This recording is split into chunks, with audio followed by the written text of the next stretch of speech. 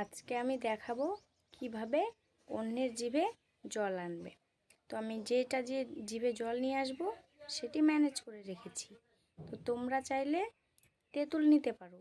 এই যে আমি আম নিয়েছি, তেঁতুল নিলে খুব ভালো হয়। তো আম তোমরা নিজস্ব গাছেরও নিতে পারো বা চুরি করেও আনতে পারো। আমি এটা চুরি করে এনেছি। তো জিভে জল আনার জন্য এই আম যে আমি ম্যানেজ করে রেখেছি, সেই আমটি তোমরা ছিলেও খেতে পারো, আবার এইভাবে চোচা শুদ্ধেও খেতে পারো। তো দেখো আমি কিভাবে জিভে জল আনছি। যারা জানো না যে জিভে কিভাবে জল আনতে হয়, এই ভিডিওটা শুধু তাদের জন্য। দেখো এই যে আম প্রথমে ভালো করে ভেঙে নিচ্ছি। তোমরা চাইলে ভাঙতেও পারো, আবার নাও ভাঙতে পারো। তো দেখো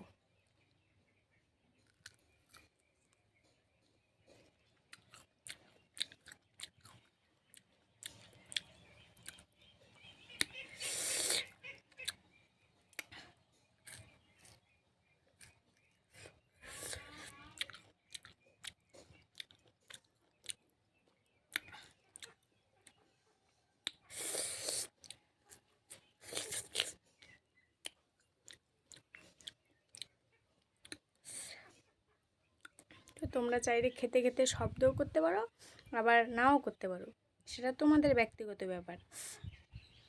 তো আমি শব্দ করে করেই খাচ্ছি।